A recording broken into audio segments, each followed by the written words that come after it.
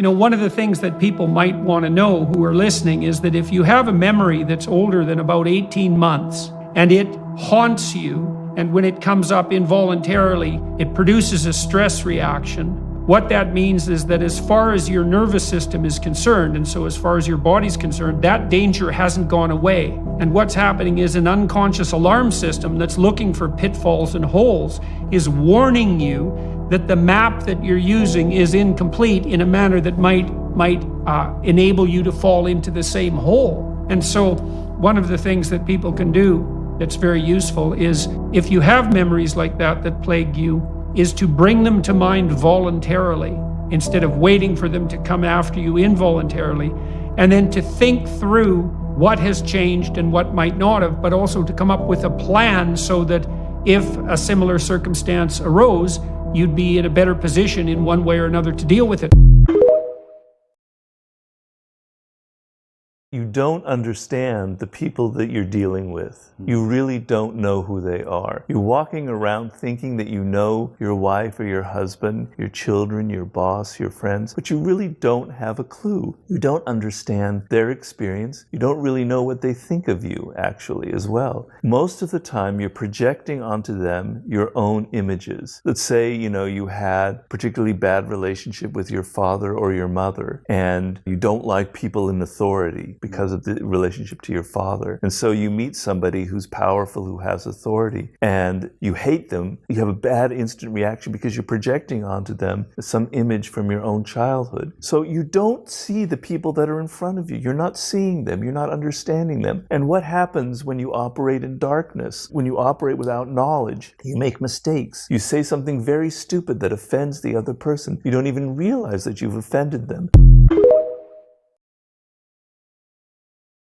Character is the core of a person, something they can't control, something that comes from deep within, and it causes people to have patterns of behavior. And you want to find people who have a strong character to associate with, as opposed to a weak character. And what a strong character is people who are adaptable, who are fluid, who can admit that they are wrong, who can learn from their experience, who can take criticism, who can work with other people. So I want you to focus not on people's charming exterior, on their funny words, on their wit, on their charisma. Instead, focus on that deep inner quality, that core, that character, because that's who they really are. Your character is creating what happens to you in life. There's the famous quote of the ancient Greek philosopher Heraclitus, "Character is fate."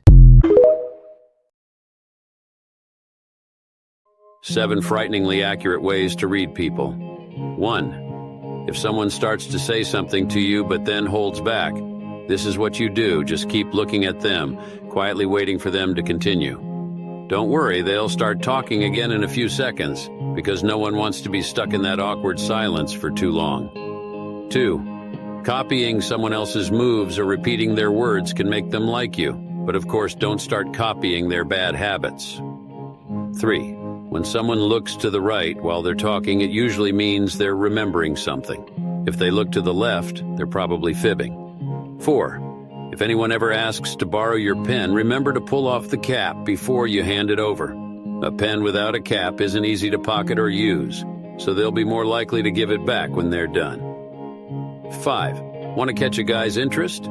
Keep him on his toes, always hopeful, but never quite reaching the prize. For a woman, it's the opposite. Keep her feeling satisfied, but with the promise of more to come. 6. Ever notice that when a group of people are all laughing, they instinctively look towards the person they're into? 7. If you want to like something, just go for it. No need to overthink it. It's just a click of a button after all. Don't tie yourself in knots over it.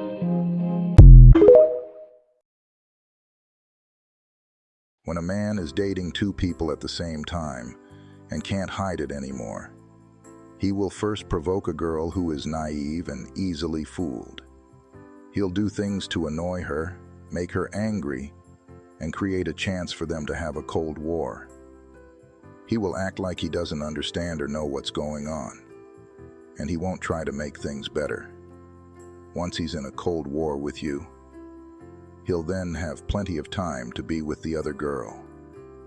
This will continue until one side gets tired of not talking, or one person can't handle it anymore. That's when he will start thinking about what to do next, or how to change his plan. This is a tactic that all scummy guys use when he's in a cold war with you. He knows you have a temper too, so he knows you won't message him, won't send videos, won't call him. That gives him the opportunity to be with the other girl without any worries.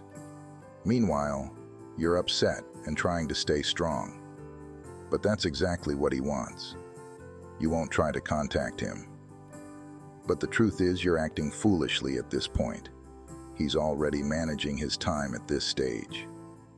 So girls, when a man is dating you and he often makes you upset for no reason, causing you to stop talking to him, and he doesn't seem to know how to make you feel better, be cautious because you might have already become a pawn in his game. Drop 100 if you read this far. This shows you are part of the 1% who actually finish what they start. If you are serious about changing your life, then make sure to join our movement by leaving us a follow. God bless you. Carl Jung, one of the most famous psychologists in all of history. His writings on human consciousness are some of the most influential works in the field of psychology. And even to this day, his work is still relevant. Here's a collection of some of his quotes that are filled with wisdom and insight. Until you make the unconscious conscious, it will rule your life, and you will call it fate. Knowing your own darkness is the best method for dealing with the darkness of other people. The meeting of two personalities is like the contact of two chemical substances. If there is any reaction, both are transformed. Who looks outside dreams. Who looks inside awakes. Psychology facts that happen when you truly love someone. Number 1. Increased dopamine levels.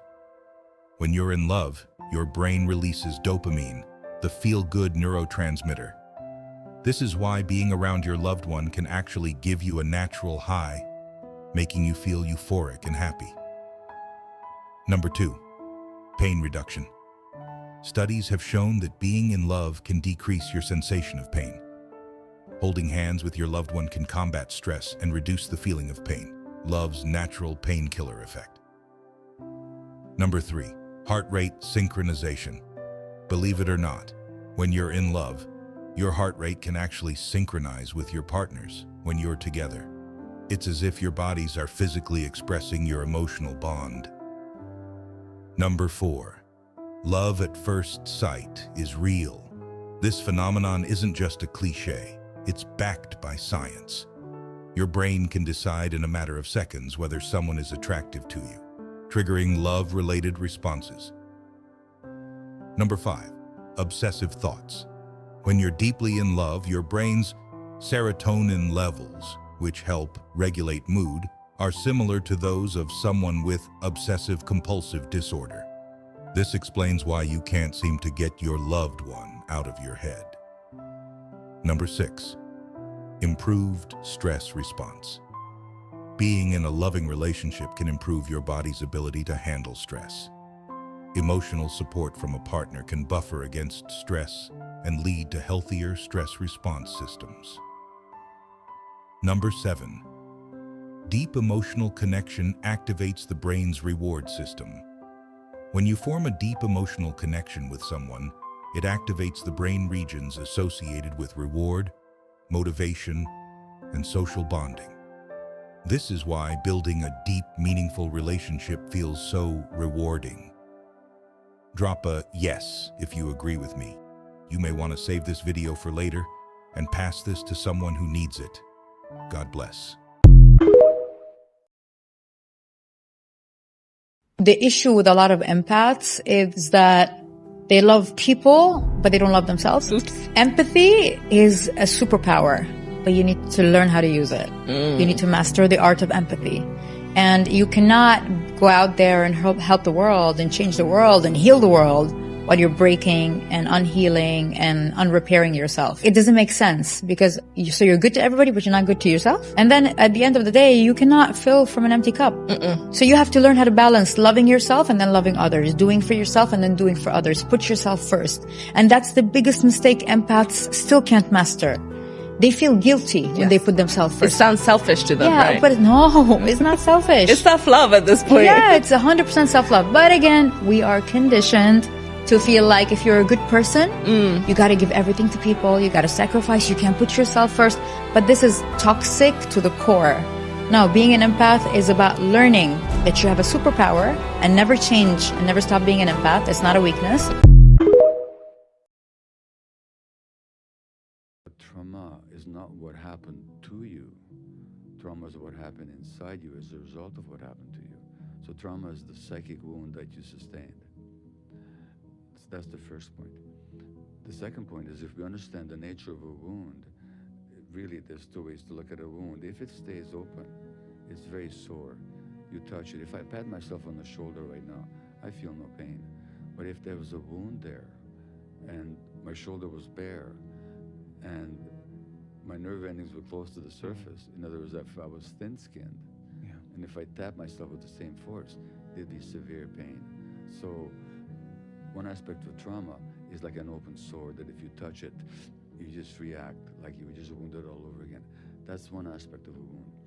The other way to look at a wound is that it forms a scar. A scar tissue protects the wound, but at the same time it's thick, it's inflexible, it's hard, it's not capable of growth, and it lacks nerve endings, so you don't feel. So trauma both sensitizes us to certain stimuli, and on the other hand, numbs us to our own feelings, and separates us from our bodies, because it's too painful to be in our bodies. The human tendency is to judge people on their appearances. The brain likes to make shortcuts so that we don't have to process too much. So we judge people by their appearances. So a person who seems charming or who seems intelligent, we make the assumption that that's who they are. And boy, do we pay a price for those kind of snap judgments. Because instead of looking at who they really are, their character underneath, we're basing it on the masks that they wear. And people never reveal their flaws or their weaknesses. People who are devilish or aggressive don't wear horns on their head, or fools don't have a cap and bells. They learn to disguise it from very early on. And you're mistaking the mask for reality, and boy, you're going to pay a price for it. If you go into a situation where you make people feel the slightest bit defensive about their own opinion about themselves, a door will close that will never open again, and all your attempts to influence will be for nothing. So you have to understand that you have to calm people down and make them feel comfortable with who they are. You have to validate their sense of their self-opinion and who they are. It's not bullshit, it's not deception. Validating people for their own qualities is an extremely important thing, because think of how little you get it in life. We want that. And it's not bullshit, because everybody does have something that's worth, validating. So when you do that, when you enter their world and you realize what they're insecure about and what they need validation for, they're going to be more on your side. And then you have power to influence them. When considering how the mind itself works. Beyond elucidating the biological and chemical processes that govern our brains and our lives, we want to understand how our thoughts, feelings, and desires affect our behaviors. To do this, we must enter the realm of psychology. Psychology is the study of the mind and how it functions. This is not the same as the brain. The brain is an organ. It is the physical place where the mind resides. Your mind is the part of you that lets you think, feel, imagine, and be aware of things. Psychologists are particularly interested in how the mind affects our behavior, often without us even knowing it. Is the way you view yourself different from how you view others? What is personality, and can it change? Can we always trust that what our brains tell us is real? Why do we laugh? What is morality, and why are some decisions considered moral while others aren't? Why are people superstitious? These are all questions that psychologists study, and this is precisely what we are going to explore in this series. Now, although we won't necessarily focus on the brain in this series, it will still play an important role in our understanding of psychology. You see, psychologists often study indirect, uncountable things. For example, how do you measure a thought or emotion? To get around this problem, psychologists draw on their understanding of the brain as a way to investigate the working of the mind. Knowing exactly what the brain is doing when you feel an emotion can help psychologists better understand how the mind works. Just like psychologists, we will also touch upon what we learned about the brain in the bioscience. 5 world-class mindsets. 1. Murphy's Law. What you fear the most is what will likely occur. 2. Jedelum's Law. Writing down a problem clearly solves half of it. 3. Gilbert's Rule. The biggest issue at work is when no one tells you how to proceed. 4. Watson's Law.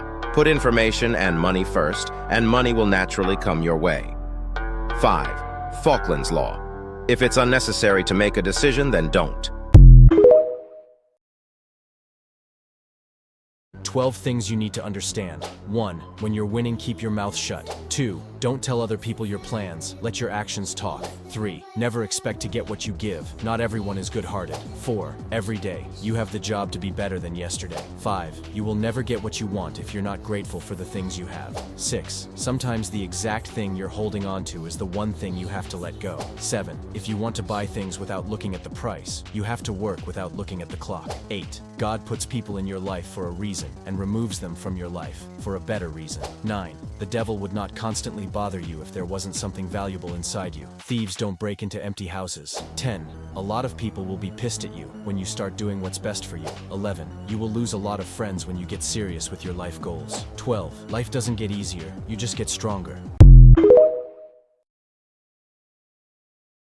There are 10 powerful psychology truths in life. 1. Silence is more powerful than trying to prove a point.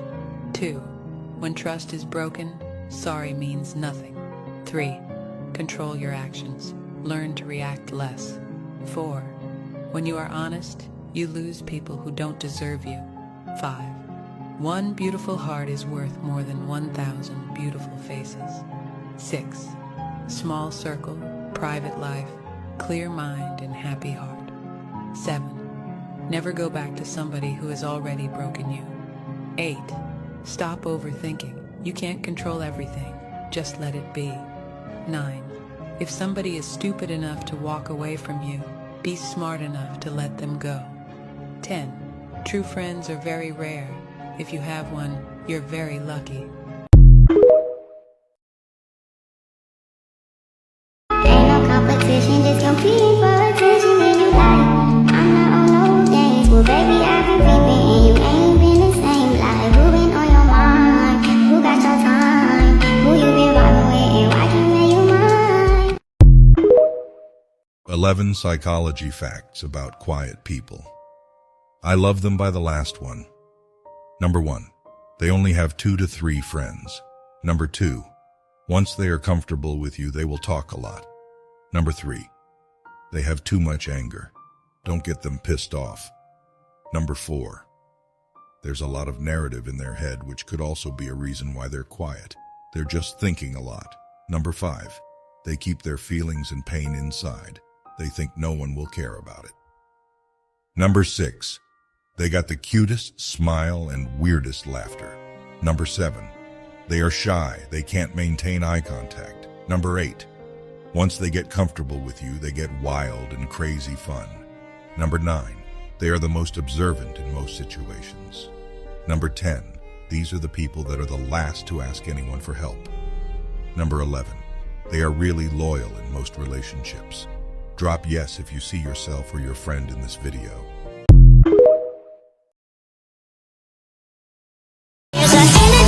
When you hold me, when you touch me, it's so powerful, I can feel it. I was unconditionally and irrevocably in love with him.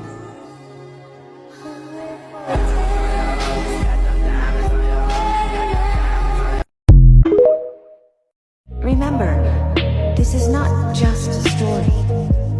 This is future.